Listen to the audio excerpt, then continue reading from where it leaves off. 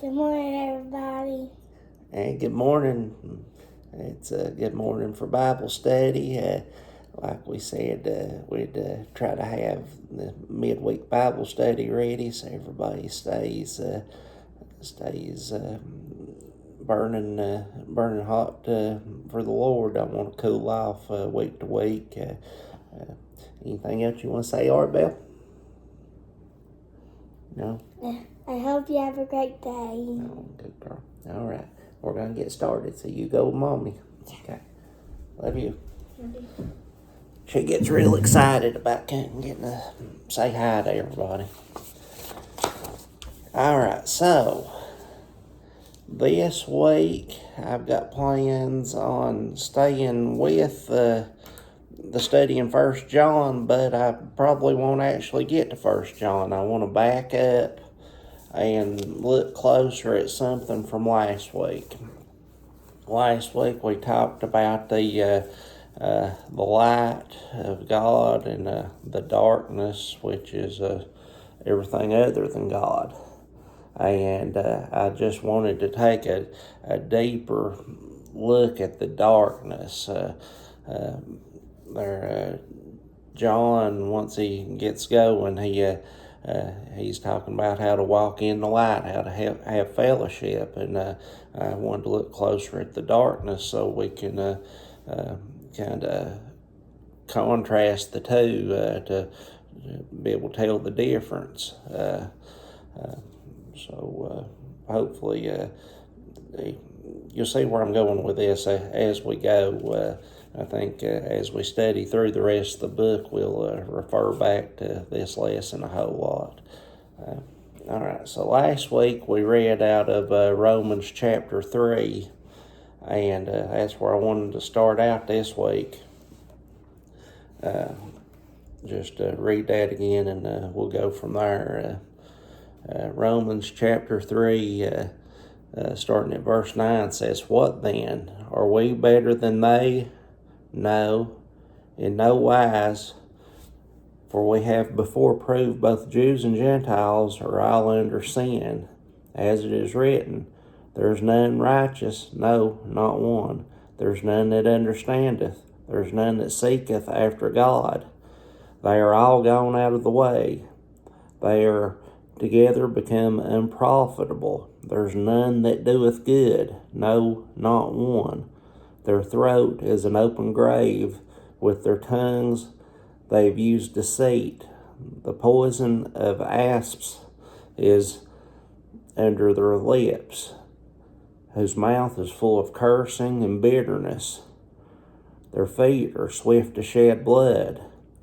Their destruction and misery are in their ways, and the way of peace they have not known. There's no fear of God before their eyes." This part of Romans 3 is actually Paul's just quoting a bunch of different Psalms there. There's about 5 different places in the Psalms that he's quoting, and it paints a pretty grim picture of what's inside a man. And that's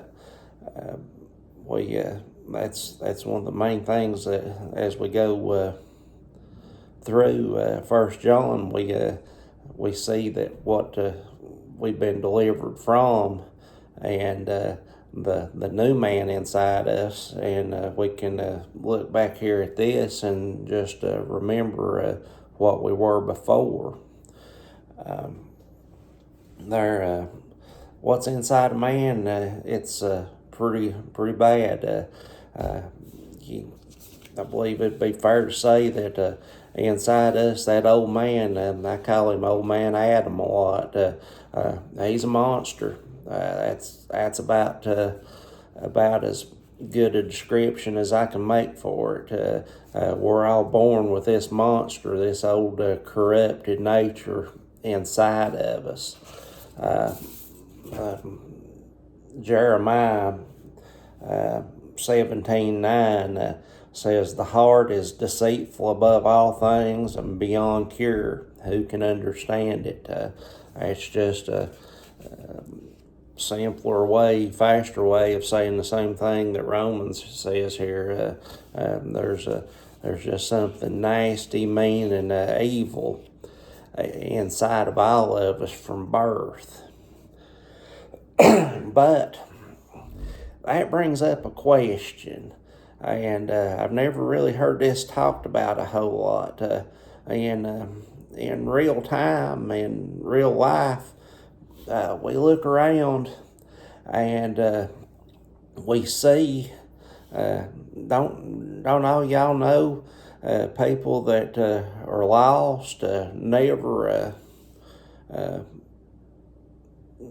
darken the doorway of a church, that are good citizens, that do good things out in the community, raise good kids, in real life, practical experience. We all know people like that. They're far from God, but they live a pretty good life. So how is it that that this happens? That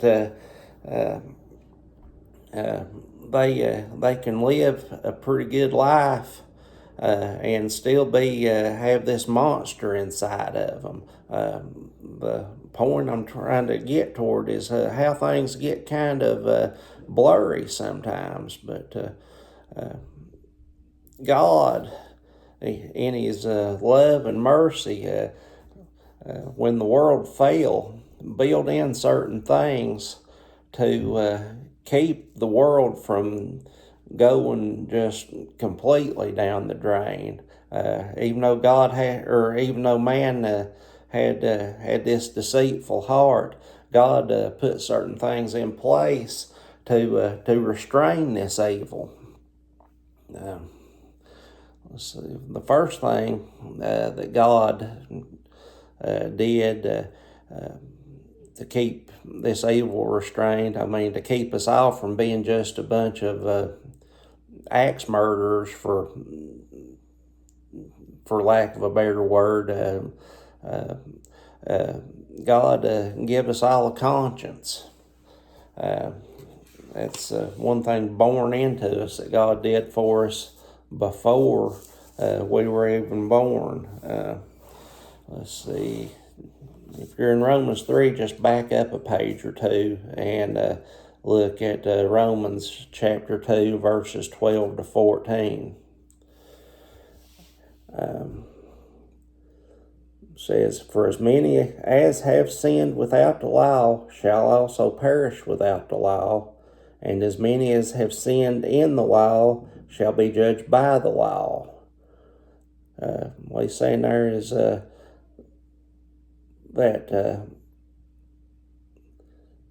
the Gentiles, they didn't have the written law, what was brought down from Moses. They didn't have that. But the Jews, they did have that. So the Jews are judged by what Moses brought them down. The Gentiles didn't have that. But he goes on and says, "For the hearers of the law are just before God, but the doers, for not the hearers of the law are just before God, but the doers of the law shall be justified. For when the Gentiles," this is important here, "which have not the law," they didn't have this law given from God, "do by nature it's born into them, the things contained in the law, these things having not the law are a law unto themselves." What he's talking about here is your conscience. Even though they didn't, the Gentiles don't have the law of God written out before them, especially back in that day. You're talking about people from other parts of the world that didn't know anything about what God had said, the Ten Commandments or any of that. They're still guilty before God because God has put it into their hearts from the very beginning. So that's the first way that God restrains the evil in this world. We're talking about our neighbors that are far from God, but they're good citizens. That's the first thing that's holding back the evil and helping them to be good citizens, even though they're separated from God. Conscience. If you think about it, Genesis chapter 2, verses 16 and 17 says, And the Lord commanded the man, saying, Of every tree of the garden they mayest freely eat, but of the tree of the knowledge of good and evil thou shalt not eat of it. For in that day thou eatest thereof, thou shalt surely die. See, that's where this conscience starts at. They knew good and evil. That was put in their hearts from the very beginning, before there was even Jews. Abraham and the Jewish race didn't come along for a couple thousand years after that, but all along man has known good and evil. So some people obey this conscience that's inside their heart, and some people don't. It's kind of hit and miss, but it's in there. It's enough that God says here that He can judge them according to it. There's enough knowledge of right and wrong inside a man that through his conscience that he's held responsible for it before God. Later on, Romans chapter 2, this is verses 14 and 15, it says, Indeed, the Gentiles who do not have the law do by nature things required by the law, they're a law unto themselves. That's the same thing there, what we were just talking about. Even though they do not have the law, they show that the requirements of the law are written on their hearts.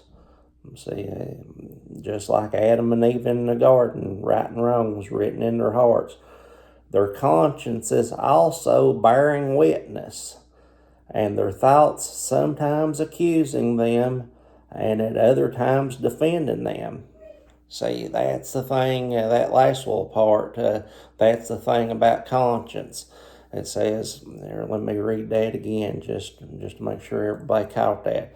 It says, and their thoughts sometimes accusing them, and at other times defending them.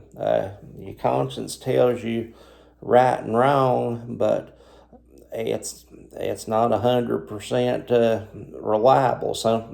He's saying that sometimes their conscience tells them they're doing wrong, and excuse me, and it bears witness against them, accusing them. We call that guilt. Sometimes you do something and you're guilty over it. Your conscience accuses you over that restrains that evil. But it says, and at other times defending them. That's the problem with conscience. Sometimes it causes guilt. Other times we just justify our actions. So conscience goes a long way toward holding back the evil inside of us, but not always. It says, like it says, at other times it defends your actions. So it can't be trusted, but it goes a long way. While we're on the subject there, I remember Robert Sloan one time was talking about your conscience, kind of how, like if you rub your hand or something a certain way, after a while it builds up a callus. It loses some of the feeling. And that's how that conscience is. That's a good comparison. The more times that you override your conscience, like what they're talking about, like what Paul's saying, and other times defending your actions, you build up a resistance to it, and that conscience gets weaker and weaker. So you build up that resistance, and we all know people that you'll hear it said they've got no conscience. They just do whatever they want to do. I think about over in the book of Judges, it says during that time that every man done what was right in his own eyes. There was no king in Israel. That's kind of the way it was. They got to where they had overrode their conscience so many times. They just lost any value of what was right and wrong. Started doing whatever seemed like they wanted to do at the time. One verse before we go on that deals with this one more time. It's talking about in future days, but I think it holds true all the time. This is 1 Timothy chapter 4, verses 1 and 2. It says, the Spirit clearly says that in later times some will abandon the faith and follow deceiving spirits and things taught by demons. Such teachings come through hypocritical liars, bad teachers, hypocritical liars, whose consciences have been seared as with a hot iron. We talked about our Robert's comparison with the callus building up. These false teachers says that their consciences have been seared. When something gets seared like that, burnt, the nerve endings die in it. That's what picture it's painting right there, that they've went against their conscience, what's telling them right and wrong so many times that they're the nerves, they're just dead to it. So we start out with the conscience, the knowledge of good and evil, like it said from the Garden of Eden, and over time it gets calloused, and it can even get to the point of being seared, being dead. So, well, that's the first way that God restrains back the evil. And the second one is through the family. About everybody's got kids, grandkids, so you know what I mean. Just from the time they're big enough to get going, you're trying to restrain evil. I know all about it. My little evil said hi to y'all there a minute ago. And God's ordained the family just for that purpose. Is when kids are born, they're born with this monster inside of them, this evil nature that Romans 3 talks about. And it's the job of the parents to restrain that and make them into a somewhat decent person. It won't give them a new nature like what we're going to be talking about in 1 John, the nature of God, but the family was ordained from the very beginning to try to hold back this evil nature. As I studied on this, somebody pointed out one good thing I'd never thought of. If you think about a horse, some of y'all got horses. A horse gets up and is standing within just a couple of hours and eating and pretty well functional, doing everything within a few hours, or at least within the first day of being alive. And a human it takes a long time, don't it? A human, 18 months or maybe a year before they're walking. And, if you take a newborn baby and just set a bottle next to them, they'll starve, won't they? They don't know what to do with it. But you take a baby puppy, they know where to crawl over and get that milk.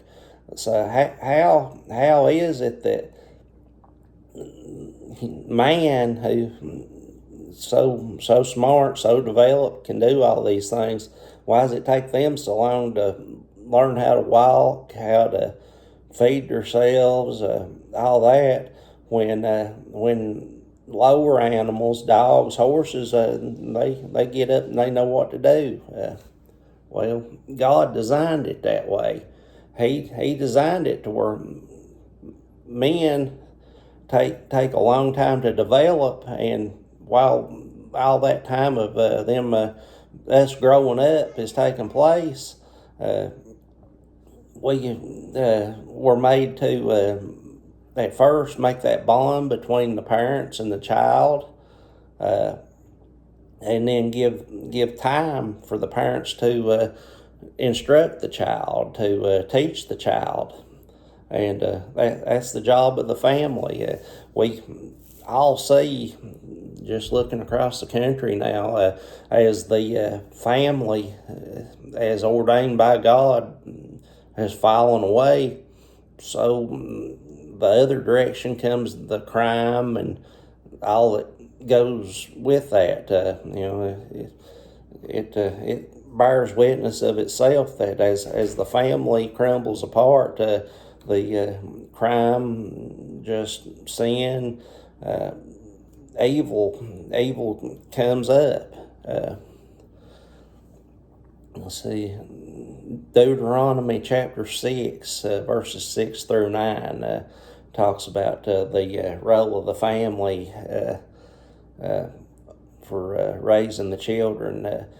God speaking of His commandments, He says, "These commandments that I give you today are to be on your hearts.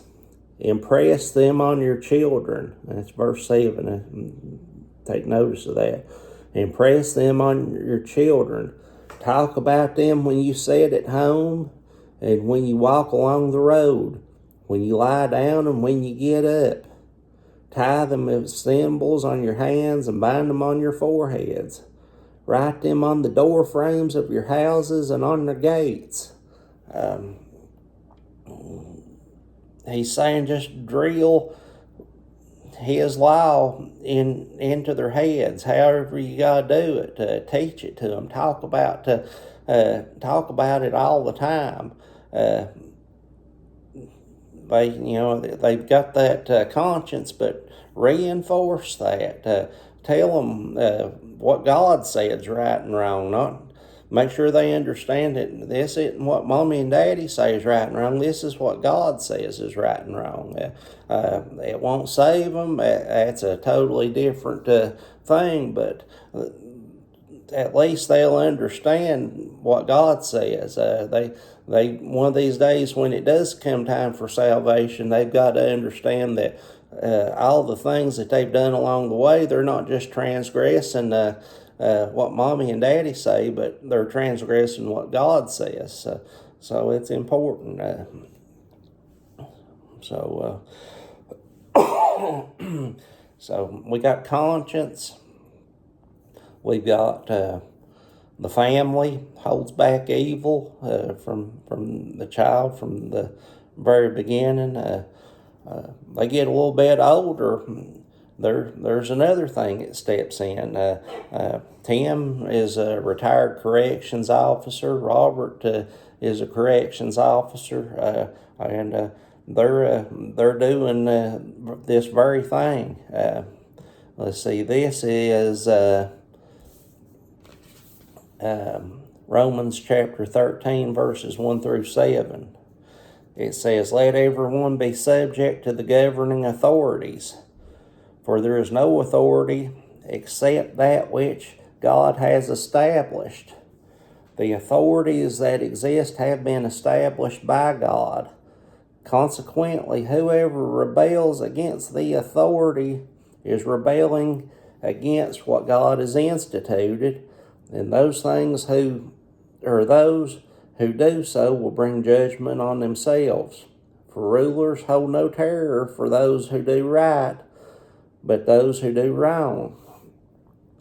Do you want to be free from fear of the one in authority? Then do what's right, and you'll be commended. For the one in authority is God's servant for your good. That's an important part of it right there. He's God's servant for your good. He's holding back all that evil of that old nature of men that we read about at the beginning.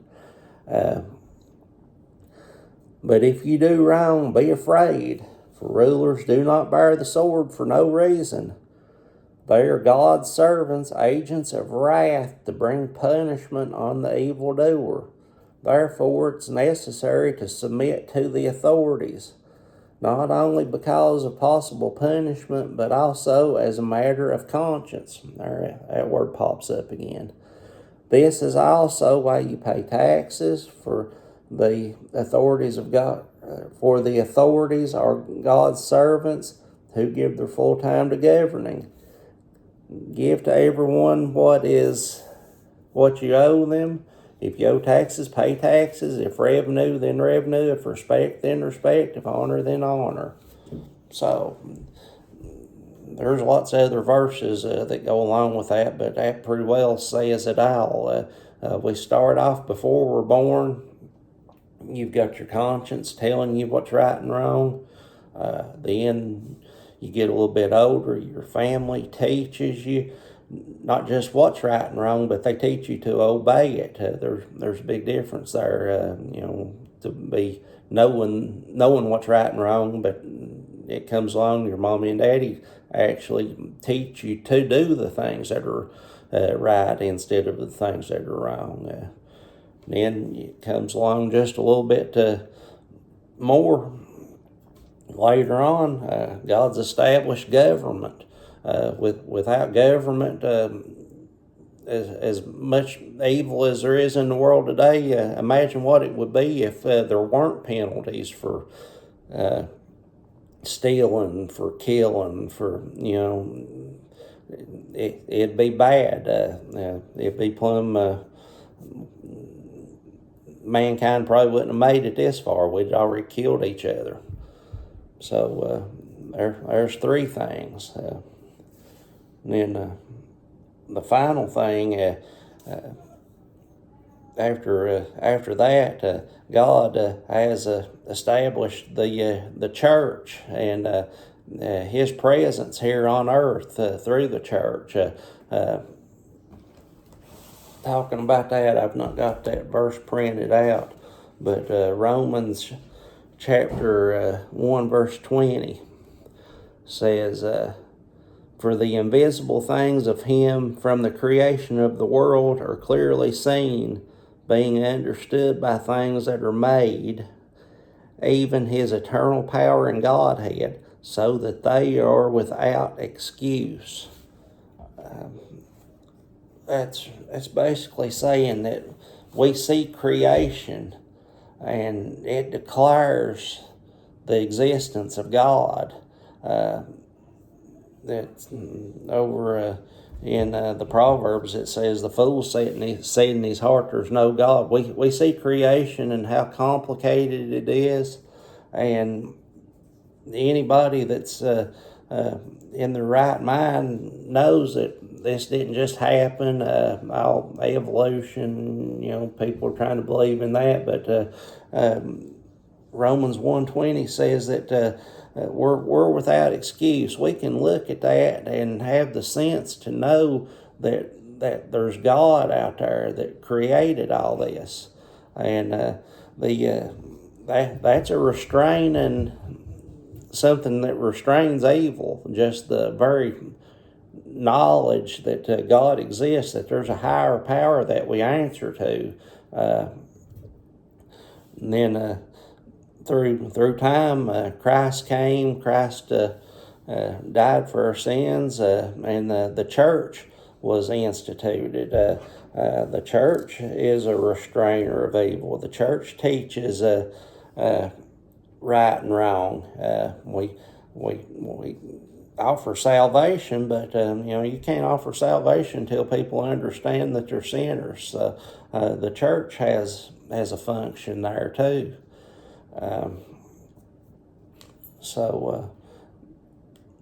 There's a lot of things that God built into us from the very beginning, and the conscience, the family, His very presence, the civil government. It's all been established by Him, and every one of those holds back that evil nature that we read about. So the question at the first is, how come we're not all just axe murdering savages? There's a lot of things that God has put in place to hold that back. If you think, when I was getting ready for this lesson, I thought about this monster inside. When you're born, this monster inside of you, this evil nature, that conscience from the very first, puts a rope around him, starts tying him down, and that first rope that binds him down is conscience. Holds him back just a little bit there. And then you get a little bit older, and there come the parents.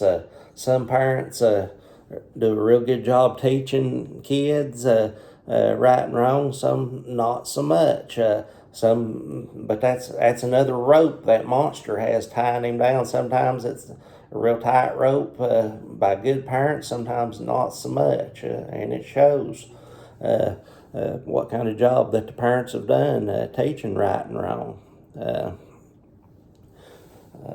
So right there, from childhood, that evil nature, he got two ropes binding him down. Sometimes binding him down pretty tight if the child's come from a good family. Then along comes the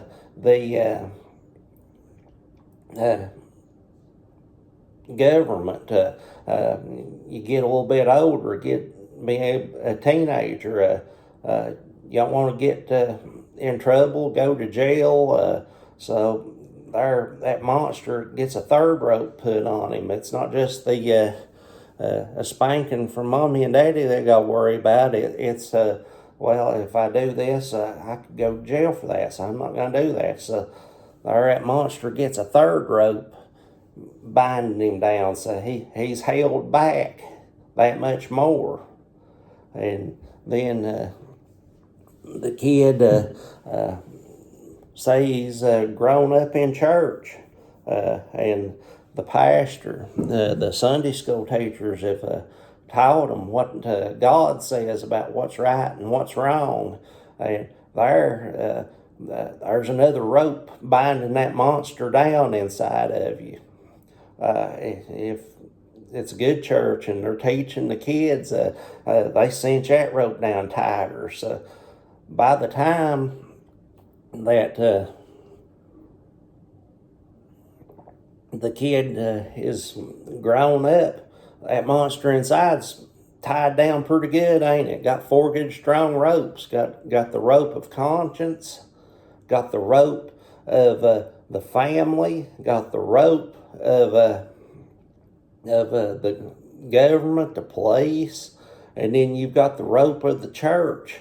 All got him bound down. So by the time he grows up, that evil nature's bound down pretty good. But the thing about it, it's still in there. That's what I was trying to get at. We asked how come people that are so good, or morally good citizens and all that, but they're lost, and that monster inside of them is still there. It's alive and it's well, but it's tied down by all these things that we've talked about. The thing about it is, we see it a whole lot of times. you've got, say, little Johnny. Just give him a name off the top of my head there, is what we're talking about. He goes through all that. He's got the conscience rope binding that monster down. He's got the family rope binding that monster down. He's got the police, the government rope binding that monster down. And he's got the church rope binding that monster down. That monster's still alive inside of him. But like we said, little Johnny's going to church. Been raised up in church. And one of these days, they're having an altar call. And Johnny's guilt's a kicking in. We said he's got that from the beginning. They play Just As I Am, 5 choruses of it. And he's sitting there and he's thinking about, I don't want to go to hell. So he comes on down to the altar. Got that monster trussed up inside of him. He's a good kid, but they still had evil inside of him. But he comes down and that pastor says, well, you believe in God? Yeah. I mean, we read Romans 1:20. Anybody with any sense knows that one. That won't get you saved, though. The devil believes in God. And they say, well, Jesus, you believe that he was God in the flesh? And little Johnny's like, sure, if that's what the Bible says, I'm good with that. And you believe that he died for your sins, that his blood was shed? Yeah, I mean, little Johnny, he's been raised up in church. From the very beginning, he believes that. But just for argument's sake, say they never talked to him none about this evil inside of him. And this happens a lot. I know this one firsthand. They never say anything about this evil. They never talk about him being a sinner. That's not popular talk nowadays. To tell somebody that's lost, you're a sinner. This monster, this evil lives inside of you. You don't hear a lot of talk about that. People get excited when somebody comes down to the altar and forget all about these little details. And sometimes, a lot of times, things that get missed, they don't want to deal with telling them about this monster. And the thing about it, this monster inside you, this old Adam, this nature, it's got to die. If we don't even talk about it, then we don't do no good. I've said it over and over again on the first lessons here. You must be born again. And before you can be born again, this old man, Adam, this monster inside has to die. So little Johnny goes and he repeats a prayer that they've told him. And he says he believes in God and all what they talk about every Easter as far as the crucifixion, resurrection, all that. Yeah, okay, fine. But he never deals with this evil, this monster inside. And he goes back away from the altar and everybody's all happy. And they say, yeah, Johnny, he come down and got saved this morning. But that monster inside's never been dealt with. Nobody talked about, you're a sinner. Do you understand how evil you are inside? Do you understand that this old man has to die before you can be born again into newness of life? And if you're not born again into newness of life, you're lost, and you're doomed to an eternity in hell if this old man, this monster inside, is still alive. So, but they don't tell Johnny anything about that, and Johnny leaves the altar that day, and they've told him he's saved, and they make a schedule a time in a couple of weeks, and old Johnny gets baptized, and he looks like the real thing because he's a good kid. They talk about this change that's going to happen, but old Johnny, he is a good kid from the very beginning. That monster inside's tied up tight. But the thing about it, the monster inside is still alive, and as long as the monster is still alive, he's happy.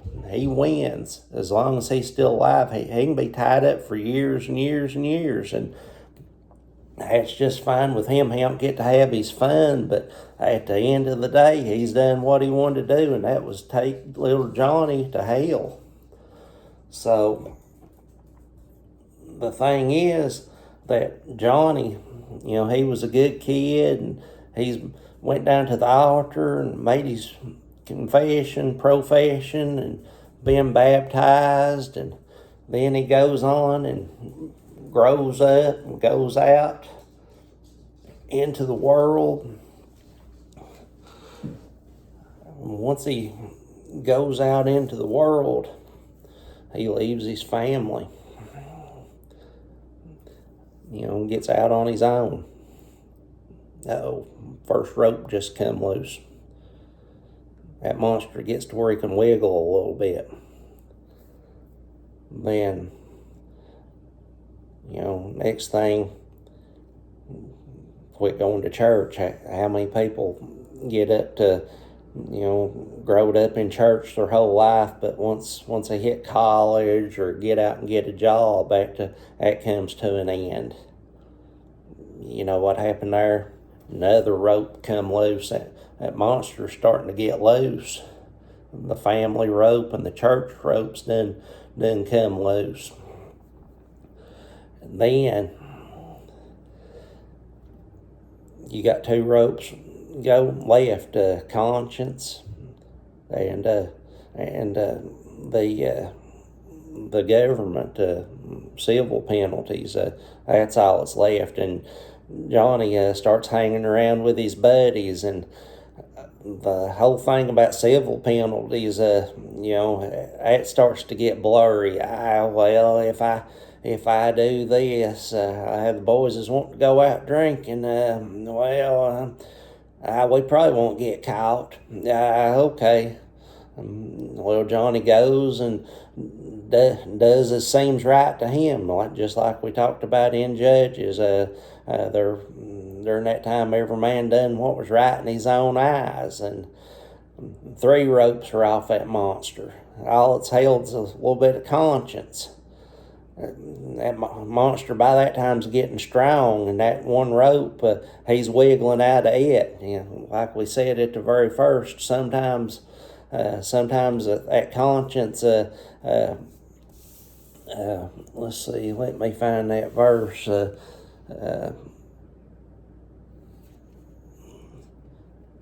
Their conscience sometimes accuse them.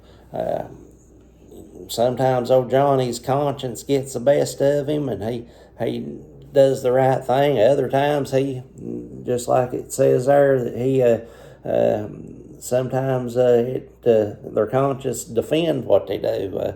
More and more, we talked about building that callus up, and there Johnny starts building that callus up, and he might even go that point to, like we talked about, where his conscience seared with a hot iron. He ain't even got one no more. And once all that happens, you know what? That monster inside, old Adam, the old nature, is wide open. Old Johnny, he went down to the altar when he was a kid, about a teenager. He got baptized, but that monster didn't die that day. I'm not saying this is what always happens, that there's a lot of people that get saved when they're young, but there's some that go down and they're good kids and they don't get explained, and they come back from that altar and that monster's still tied up inside of them. And the thing about it is, and this is where it all ties into 1 John, that monster coming, getting loose inside, and they start doing the things that, all the things that restrain are gone, and they start acting, and they're the tree like we talked about before that's bearing bad fruit. It's because that's still inside of them. If that old nature is still inside of you, you're not saved. And that might be hard to hear, but it's true. I'd rather have somebody hear something that's a hard truth as for them to go into eternity thinking that they were good with God and not be. I can say all this because I've just told you my life story. I grew up, I was the son of a preacher, the grandson of a deacon. I had a good family. I had respect for the law. I sure didn't want to get in trouble. I was raised up in church, good teachers, all that. And when I was 13, I went to the altar and I said what they wanted me to say. And I got baptized, and I went on and did good for a few years. And just like I was talking about, once I got older, one thing then another, you get away from the family, you get out on your own. Obeying the law don't seem quite as important as it used to. Your conscience starts to getting calloused over.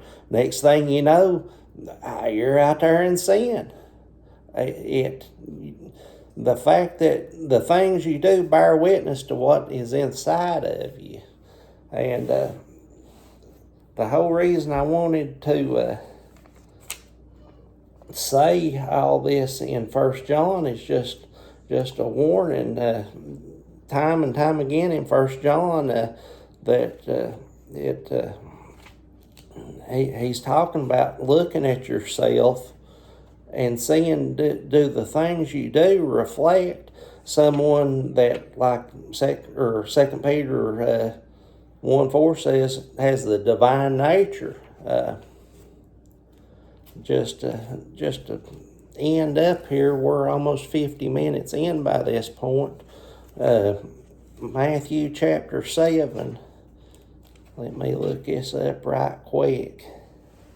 Like I said, everybody ain't like this. A lot of people go down to the altar when they're a kid like that and come up and they're saved and they live a good godly life the rest of their life. That's not what I'm saying. I'm just saying there's sometimes that monster ain't killed right there. Just Paul told the Corinthians, examine yourself. Make sure what you got's what you need. But Matthew chapter 7 says,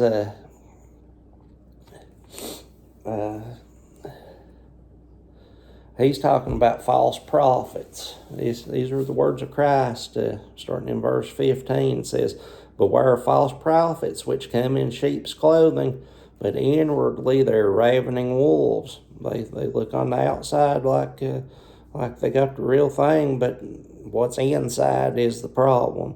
It says, ye shall know them by their fruits. Do men gather grapes of thorns, or figs or thistles?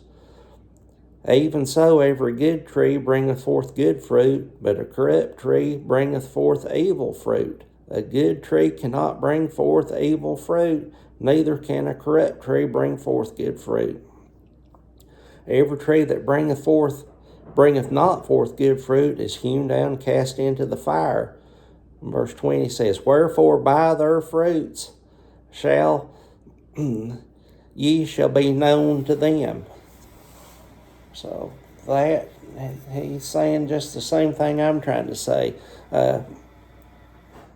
Just look at yourself. If you look at yourself and your fruit's good, be glad, rejoice. Seek this fellowship we're going to be studying about. Be encouraged in that. But if you look at your fruits and they're not right, ask some questions. Just because you've got bad fruit don't necessarily mean you're lost. It could just mean you're uninstructed. You need to get some roots going and all that. But just think about it. Think about where you're at. Look at the things you do, and make some decisions on, is what you got the real thing. All right, that's been a lot of content today. I hope everybody understands where I'm coming from. We all know people that have been down to the, especially when they come as a young person, teenager, and make that profession of Christ, and then they go off into a life of sin. I just want to try to give an explanation of how that happens, what's going on there. A lot of times people look at them, the friends and family, and say, "Well, it's the devil." No, it's not the devil. It's what they were born with inside of them. It's old Adam still alive in there. The devil and old Adam, they're good friends, don't get me wrong, but it's what's inside, it shows itself. Like we said, Jeremiah, I think 19 it was, the heart of a man's wicked. Who could know it? Don't trust what your heart says. If you're lost, your heart will lie to you. The thing about it, and trust what you see your hands and your feet and your mouth doing. By your fruit you shall be known, just like Christ said. But anyway, I hope this study's been a blessing to somebody. I love y'all. If anybody's got any questions, get a hold of me. Get a hold of Kim. She can get a hold of me, or Linda. But I love y'all. I thank you, and I just hope you grow in the grace and knowledge of our Lord. And we thank you.